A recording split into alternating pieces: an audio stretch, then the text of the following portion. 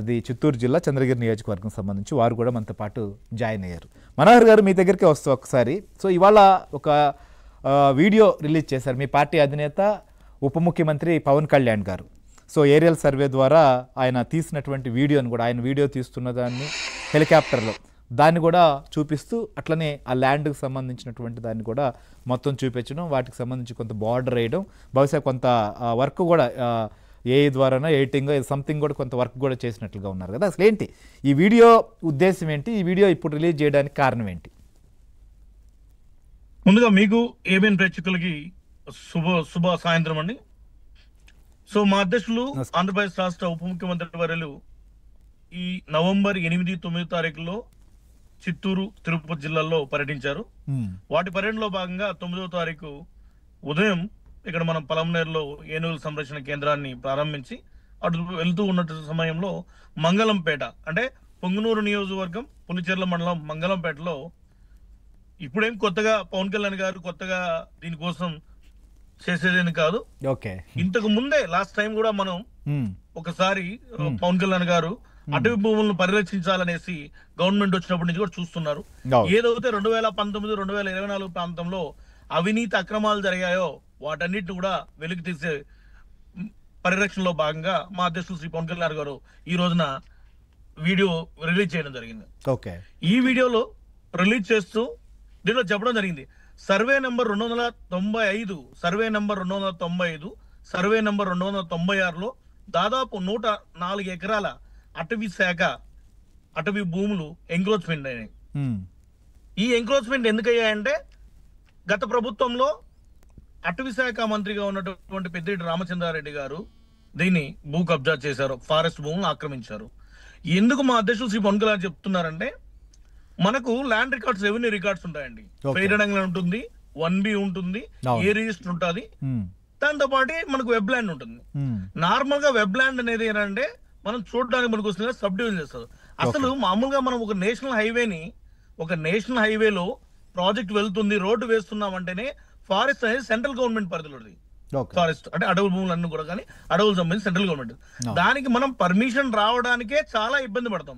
దానికి best example ఇప్పుడు తిరుపతి నుంచి వయా మదనపల్లికి ఒక నేషనల్ హైవే జరుగుతుంది. నేషనల్ హైవేలో బాక్రాపేట ఘాట్ ఉంటుంది. దానికి అప్రూవల్ రావడానికి దాదాపు 8 years పట్టింది. అలాంటిది వీళ్ళకి ఎలా సబ్ డివిజన్లు అయ్యాయో తెలియదు.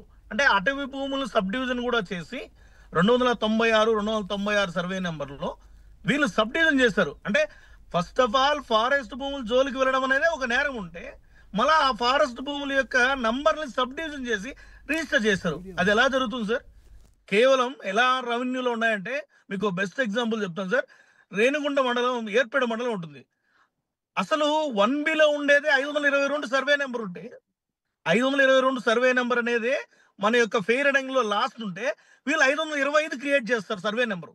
అంటే ఆ పంచాయతీలో ఆ యొక్క గ్రామంలో లీజ్ అనేది 500 ఉంటే 502, 503 వస్తాయి వీళ్ళకి. ఇలా కబ్జాలు చేశారు కాబట్టి ఈ రోజు మా అధ్యక్షుడు శ్రీ పవన్ కళ్యాణ్ గారు ఒక అటవీ శాఖ మంత్రిగా తన బాధ్యతను నిర్వహిస్తూ అధికారులను ఆదేశించడం జరిగింది. దీని మీద కంప్లీట్ ఎంక్వైరీ ఇవ్వండి, ఎవరైతే ఎన్ని ఎకరాలు కబ్జా చేశారో, ఎన్ని ఎంక్రోచ్మెంట్ చేశారో చేయడం జరిగిందండి. రైట్. అంటే ఇది మనోహర్ గారు అంటే గతంలో అంటే అధికారంలోకి రాకముందు నుంచి విమర్శలు చేశారు, అధికారంలోకి వచ్చిన తర్వాత కూడా దీనిపైన డిస్కషన్ వచ్చింది. కానీ 18 నెలల వ్యవధి గడిచింది. ఇంకోవైపు ఇది లీగల్గా రైట్ మాకుంది, ఇప్పుడు రెవెన్యూ రికార్డుల్లో ఉన్నదాన్ని కాదనగలరా అనేటువంటిది వారు అడుగుతున్నటువంటి ప్రశ్న. మరి ఒకవేళ నిజంగా జరిగి ఉంటే ఇన్ని రోజులు ఎందుకు వేచి చూడాల్సి వచ్చింది అనేటువంటి ప్రశ్నలు కూడా తలెత్తున్న వైఎస్ఆర్సీపీ వాళ్ళు. కేవలం ఇదంతా కూడా ఒక రాజకీయంగా పాత ఆరోపణని మళ్ళీ తెరపైకి తీసుకొచ్చే ప్రయత్నం మాత్రమే పవన్ కళ్యాణ్ చేస్తున్నారు తప్ప కొత్త విషయం ఏముంది దీంట్లో అనేది వాళ్ళ నుంచి వస్తున్నటువంటి ప్రశ్న. సార్ ఒకటి, మేము వాళ్ళలాగా డైవర్షన్ పాలిటిక్స్ చేసేది కాదు. ఇది కూటమి ప్రభుత్వం. డైవర్షన్ పాలిటిక్స్ ఇంకో పాలిటిక్స్ చేసే పార్టీ కాదు. ముఖ్యంగా మా అధ్యక్షుడు శ్రీ పవన్ కళ్యాణ్ గారు ఎంత నిజాయితీ పరుడు అనేది ప్రపంచం మొత్తానికి తెలుసు. మా అధ్యక్షుడు ప్రభుత్వం వచ్చిన తర్వాతే మొట్టమొదటిగా వాళ్ళు ఎంక్రోచ్మెంట్ అయితే ఆ రోజే ఫస్ట్ స్టార్ట్ చేశారు. దాని తర్వాత ప్రభుత్వ అధికారులతో, అటవీ అధికారులతో 1 by 1 కొద్ది రోజుల తర్వాత సమీక్షలు చేసి ఎస్ అవును, ఎందుకంటే అతను ఒక ఫారెస్ట్ మినిస్టర్ ఇంతకు ముందు అలిగేషన్ కాకూడదు మంచిగా కంప్లీట్ గా దాన్ని ఎంక్వైరీ చేసుకుని క్లారిటీగా వచ్చినాక ఈ రోజు మంచి వీడియో రిలీజ్ చేశారు. ఎందుకంటే 104 ఎకరాలు మీరు ఇక్కడే కాదు సార్, మీరు ఎవరిని అడగాల్సిన అవసరం లేదు.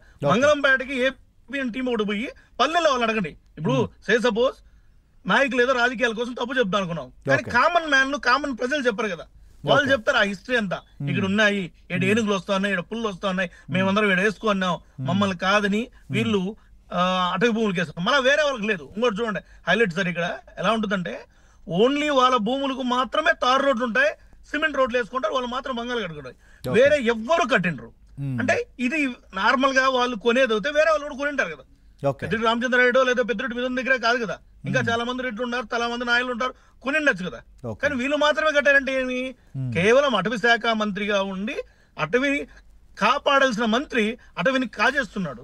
అంటే కాదు కాదు కాదు అంటే మీరు చెప్తున్న దాన్ని బట్టి ఇది ఇప్పుడు 2000 సంవత్సరం నుంచి చట్టబద్ధంగా మేము కొనుగోలు చేశామని వాళ్ళు చెప్పేది. సో అప్పట్లో పెద్దిరెడ్డి రామచంద్రారెడ్డి అటవీ శాఖ మంత్రి కాదు కదా సార్. ఆయన 2000 సంవత్సరంలో లాస్ట్ పీరియడ్ లో పెద్దిరెడ్డి రామచంద్రారెడ్డి అటవీ శాఖ మంత్రి. సో అంతకు ముందు నుంచి ఉన్నాయి, అంతకుముందు కూడా అనేక ప్రభుత్వాలు మారాయి. మరి కాంగ్రెస్ ప్రభుత్వం కానీ, తెలుగుదేశం పార్టీ ప్రభుత్వం కావచ్చు, కూటమి ప్రభుత్వం కూడా అప్పటి నుంచి కూడా ఈ విషయాలు ఉన్నాయి. కానీ అప్పటి నుంచి ఇప్పుడు దాకా ఏమీ తేల్చలేదు, కానీ విమర్శలు మాత్రమే చేస్తున్నారు అనేది. సార్ ఒక చిన్న ఎగ్జాంపుల్ సార్, వాళ్ళు ఏమంటున్నారు, ఇప్పుడు మేము 2000 సంవత్సరంలోనే కొన్నాము అంటారు. అసలు ఫారెస్ట్ ల్యాండ్ ఏ ఇయర్ అవుతాయి, అసలు ఫారెస్ట్ ల్యాండ్ అమ్మే రైట్స్ ఎవరుకున్నాయి, ఫారెస్ట్ ల్యాండ్స్ కొనే రైట్స్ ఎవరుకున్నాయి? ఓకే, ఎప్పుడైనా సరే ఫర్గెట్ అబౌట్, తను ఏమంటాడు మేము కొన్నామంటాడు. అంటే నువ్వు ఎప్పుడైనా అంటే నువ్వు ఫారెస్ట్ ల్యాండ్ నువ్వు ఒప్పుకుంటావు, ఇప్పుడు ఎస్ అది ఫారెస్ట్ ల్యాండ్ మేము కొన్నాము, ఏ విధంగా కొంటావు నువ్వు? అసలు అటవీ భూమిని అంటే వాళ్ళు ఫారెస్ట్ ల్యాండ్ అని చెప్పట్లేదు కదా, సర్వే సెటిల్మెంట్ డైరెక్టర్ 1981లో ఇచ్చిన తీర్పులో భాగము అనేటువంటి అంశాన్ని ఏదో ప్రస్తావించారు వాళ్ళు ఇచ్చిన. ఇవాళ నేను చూసా వాళ్ళకి సంబంధించిన వైసీపీ మీడియాలోనే దీన్ని రిలీజ్ చేస్తున్నారు. అసలు ఏం జరుగుతోంది, ఎందుకంటే పవన్ కళ్యాణ్ గారు ఈ వీడియో రిలీజ్ చేసిన తర్వాత వాళ్ళ రియాక్షన్స్ ఏంది అనేది కూడా మనం ఒకసారి పరిశీలిస్తే, పవన్ కళ్యాణ్ గారు రిలీజ్ చేసిన వీడియో పైన ఎంపీ మిథున్ రెడ్డి కూడా కౌంటర్ ఇచ్చారు.